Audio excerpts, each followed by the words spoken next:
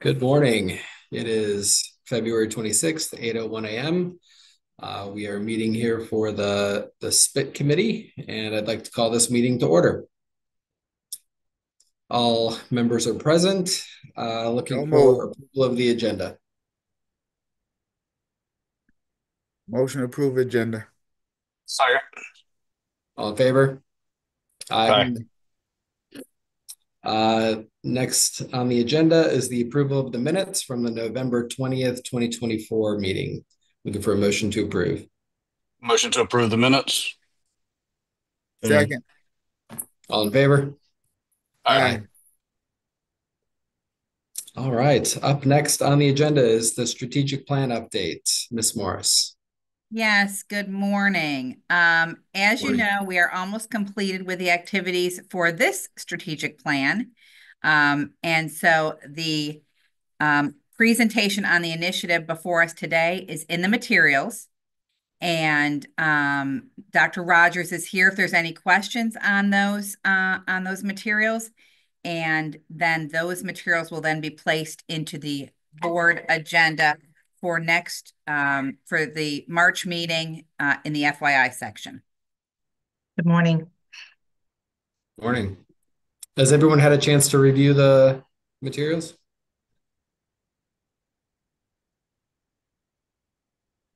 I looked at it.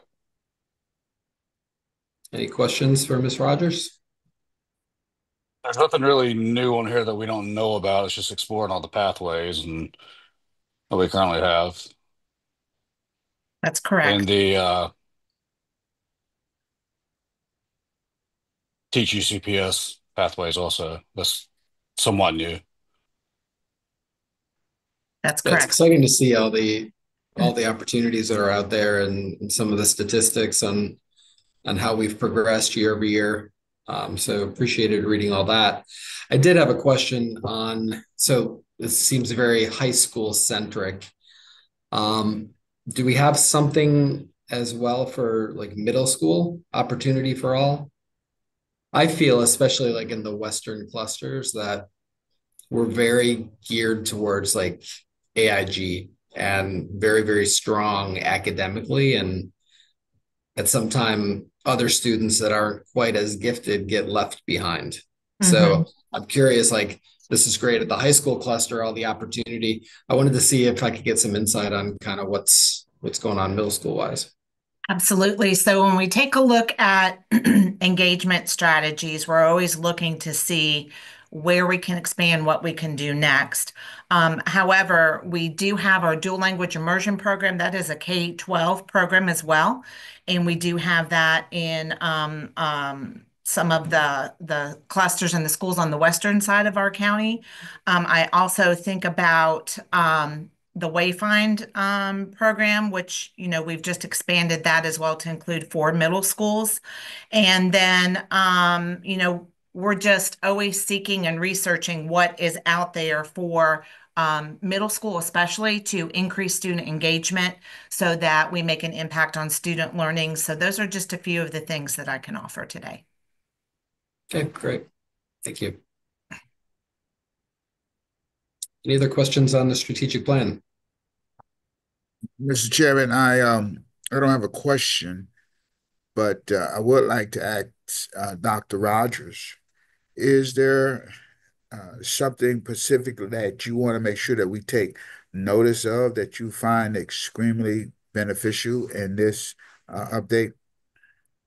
I do think I would love to share, thank you, Reverend Benchen. With our Next Stop Teach You CPS pathways, we have expanded to four pathways.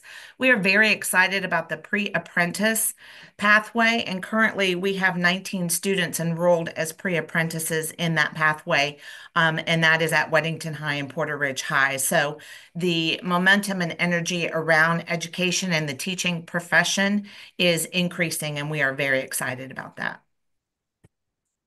Thank you. Thank you, Mr. Chairman. Thank you. I also love the relevance, like the QuickBooks certification. Like, I mean, just stuff that's so practical to put into real world. So really, really appreciate all the efforts being put Thank you. forward. Thank you. We appreciate it. Yep. All right. This is for information. This will be shared at the board. No action required at this time. Next on the agenda, and I just got logged off of, there we It's the go. legislative agenda. Legislative agenda, Ms. Morris. Okay, well, we have in your materials what we hope is a comprehensive legislative agenda that we have been working on. Some of it is expanded from previous legislative agendas. Some of it is new. We would like for this to be reviewed by the board or approved by the board actually at the March meeting. And we are looking at this point, we are working with our legislative liaisons for the board and our legislative delegates to try and set up a legislative breakfast at the end of March to review this with them and hopefully provide them with some insight as to why the board feels that these things are important initiatives or things that the General Assembly should be addressing in the long session. And we can go through it one by one. If there's questions, if you've had an opportunity to review it and you have questions about any specific items on it, I will do my very best to address those.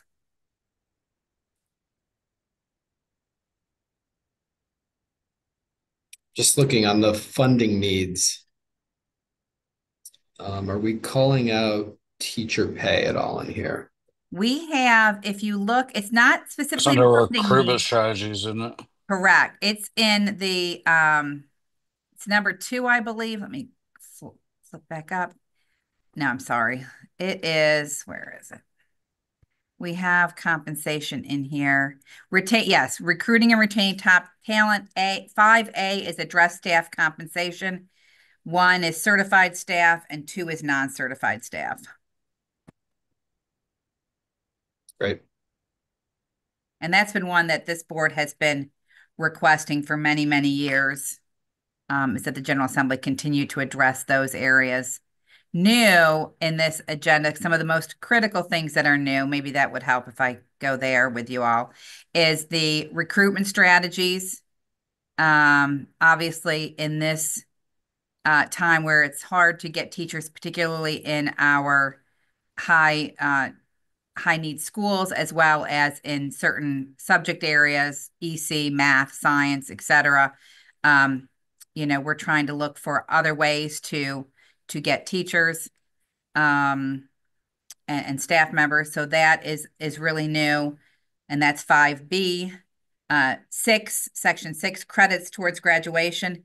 This is something that is new due to changes in the last legislative session.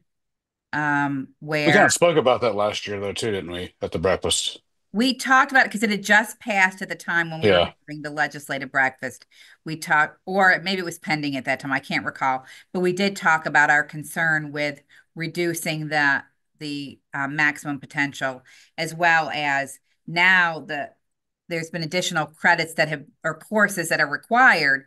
So when you reduce the total number of credits and then you increase the requirements, there's fewer opportunities for students to explore what might actually interest them in electives. So that is new to this legislative agenda. The funding needs, obviously funding for students with disabilities, as you know, from looking at our budget, that we're not funded enough for our students with disabilities. And then our high dosage tutoring, that was something that we put in place, with ESSER funds and continuing to go there. And then looking at some of these, and I know that Mr. Parker is here, and the cybersecurity protection and funding for that is near and dear to his heart. And then there's some state Board of Education policy changes that we would like the General Assembly to evaluate. Great. So that we would ask that go to the board, that this committee refer that to the board for approval. So this is an action item. Great. For the members of the committee, any additional questions? Hearing none, I'll look for a motion to send this to the full board for discussion and approval. So So moved. moved. Second. All in favor? Aye. Aye.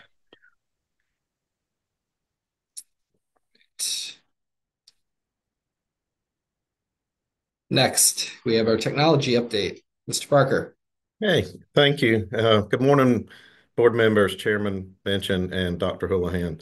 Today, I'm just going to highlight several of our technology services areas with projects, and I'll bring up my screen and share a presentation with you to let you see some highlights from this.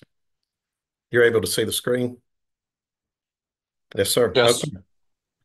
Yes. As you know, we've communicated in the past, NCDPI has converted our student information system from Power School to Infinite Campus.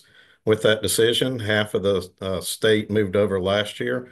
The rest of the school districts, charter schools, everyone moves in June. Power School will not exist after that point. Just to let you see the timeline and our project plan, last year, I partnered with the academics team to create a project plan for success, created 12 milestones. As you can see these in front of you, we have completed 10 of the milestones right now.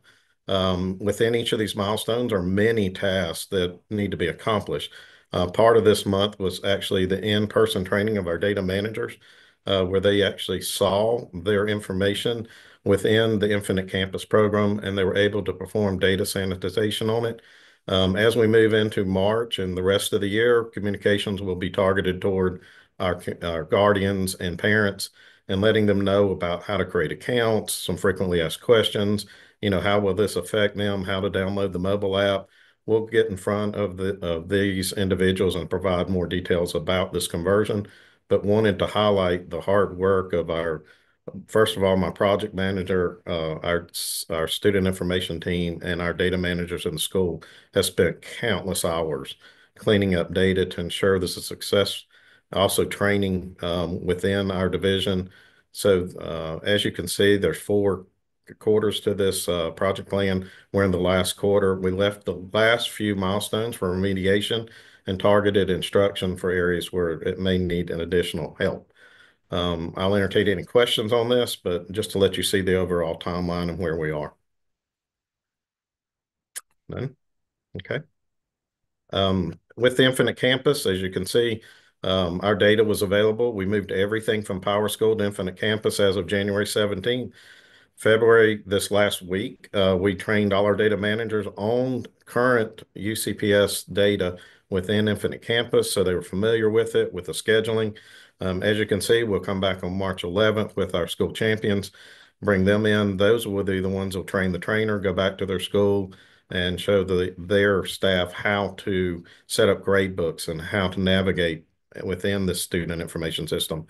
Also, the last step, as you can see, we'll be communicating more on the web portals and the new registration process within Infinite Campus. They have an integrated module, and we're going to put some online forms within this platform too to allow parents to complete those back to school forms electronically within the same platform. So we're working really hard behind the scenes. Mr. Parker, how much change management do you see with this? Both It's internal and for our parents, guardians, students? For parents, guardians, and students, they'll have a new platform to go to and navigate, which is more robust than what was in Power School. They'll have the ability to pay fees at some point. We're going to integrate that back in to complete a lot of electronic forms and perform their registration, which basically builds the households within our Infinite Campus. But for the staff, it's a significant change. I mean, you're moving from one software platform to a whole different platform. Just it's really getting familiar with the navigation and the ability and functionality of the new program. So we're working really hard to build those sustainability documents. We're relying on NCDPI, and they have an FAQ page and a help status. And Infinite Campus has performed very well at providing documentation and videos to support each step. So if you need to enroll a student, there's a button you can click and it walks you step by step on how to do it. So I think it's just your change management 101. It's just going to take a little bit of time for people to get familiar with it. But I perceive this as being very successful transition, probably one of the smoothest in the state, because Infinite Campus came back to us and said our data looks better than almost all the other districts they've looked at. They feel like we're in a good place for conversion, and we have a contact with Infinite Campus assigned to our district if we need them. Look and feel, navigation, menu options? I mean, are a lot of this the same, or is it like night and day? It's the same information that is brought over from the old platform to the new platform. The only difference is the primary addresses will change because we're running off of our postal preferred address and not what somebody may have put into Power School. So some of the zip codes and names may change, but it really doesn't affect anything as far as your mailings or your address physically. It just changes within the platform to be apply a governance policy. So when we send an address over to transportation, they automatically pick it up within their GIS system, apply the routes, and it's seamless. And it does not cause any data cleanup from this point on. We put some constraints on each of the data fields to make sure that we match what is in transportation and on our online form. So it's just getting familiar with a new program. It's that's about all this will be. Yeah. Thank you. Okay. Voice over IP. I've mentioned this in the past, how our district is moving from an old Cisco call manager platform to a voice over IP. It's a Teams integrated platform. And as you can see, here's a high level view of the project timeline. This is broken out into 2 years between this month and the end of June. We'll convert over about 26 schools. We've already converted our technology services division so we can test it out and ensure that everybody is trained on this new platform. Also, that we were developing materials to hand to staff. We're preloading the phones ahead of time, the ones that will go in the classrooms and at the front desk. They're all Teams enabled, so you will see parts of that happening here. I'll give you the overall high-level view of this. Everybody now has access to long distance as we make the conversions. In the past, there was only key phones in the school, such as in the teacher's lounge or front office. They could call long distance. Now every phone can dial long distance. There's no charge for it. It's built in with the voice over IP platform. There's no need to dial 8 to get out anymore. You can just pick up the phone and call directly long distance. As we move into a hybrid environment where half the schools are converted and half are not, you can't call extensions directly at the new locations because we exist in two worlds at the time.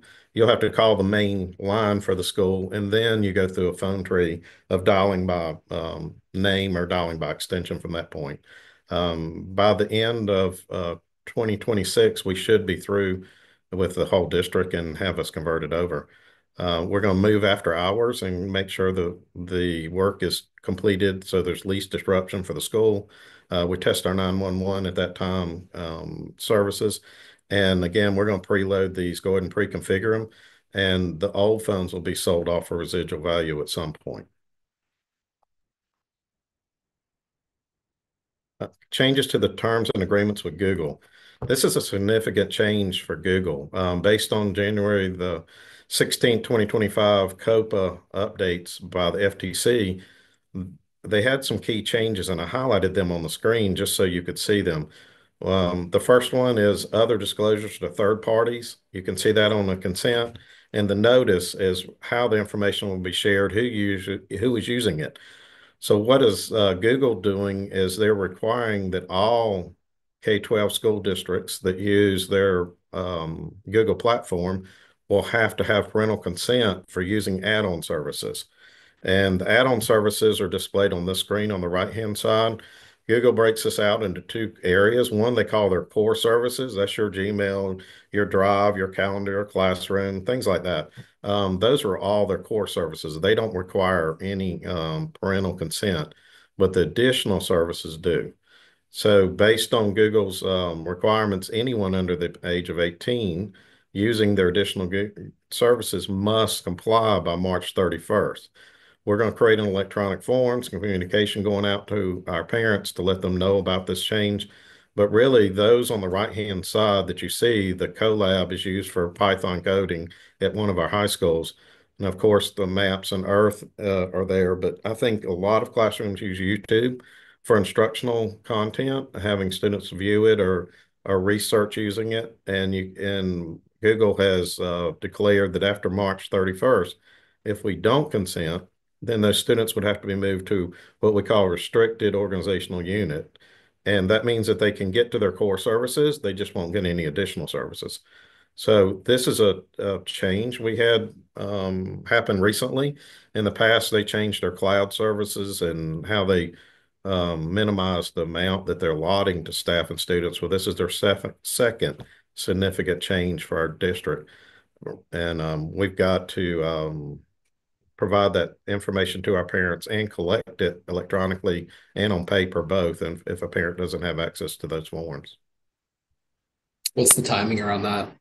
Um, we're developing the form this week, the electronic form, and communication should go out really soon over this next So week. they'll have a month or so to complete the task. Yes, sir. Because we're breaking it out by schools. So when you submit your form, it's actually going to go to the school and they can see the percentage of students that collect those. And we have until the 31st. All K-12 school districts in North Carolina, no matter where you are, what state, must comply with this new agreement with Google. The one that holds us back the most is YouTube. The collab, we could do Python coding with another software, but it's just the YouTubes are the one that I think most students use and instructional staff use within the classroom.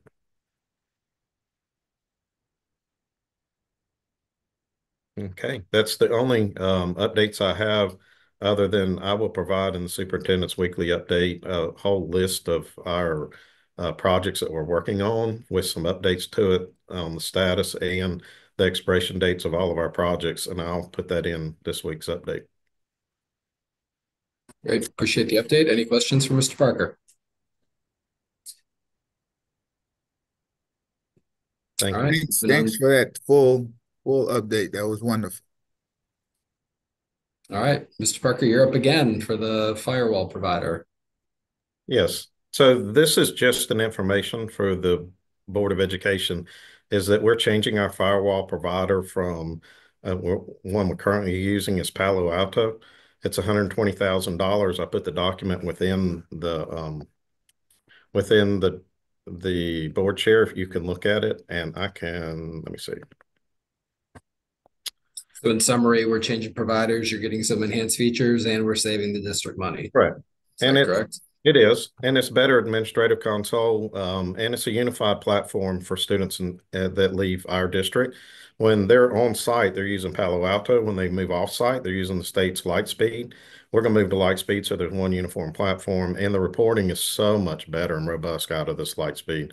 Palo Alto gives you an Excel form with lots of lines of code, and this actually gives you a real form so that we can do better investigations and filtering. And it actually saves the district some money, but prepares us for the long-range sustainability to be able to customize what we want to filter with our firewalls, and also applying current rules and policies to it. It's just informational. Actually, it looks like there's action to take it to the board. Oh, so. yes, I'm Yeah, sorry. that's what I was getting ready to ask. Yeah, because this You are correct. It will go to the Yes, board. it needs action. Yeah, I'm sorry. It's recommended to go to the board. It's over $100,000. It's not any new funding. It's just redirecting our current existing funds towards a new filter. You say Lightspeed is what the state uses currently? Yeah, the state uses Lightspeed for our students when they leave a district anywhere in North Carolina. Lightspeed is free and it's not charged away from the school districts, but within our facility, we've got to buy our own firewalls and use it. At some point, maybe the NCDPI will pick it up for all school districts and we can use it in both, but currently they only use it away from school districts.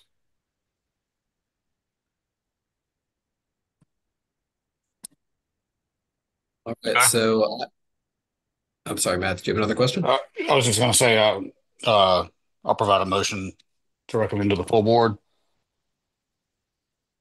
Looking for a second? Second. All in favor? Aye. Aye.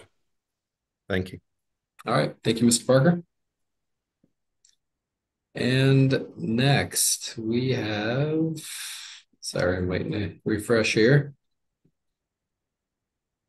All right, so information to be taken to the full board. So we have our strategic plan update.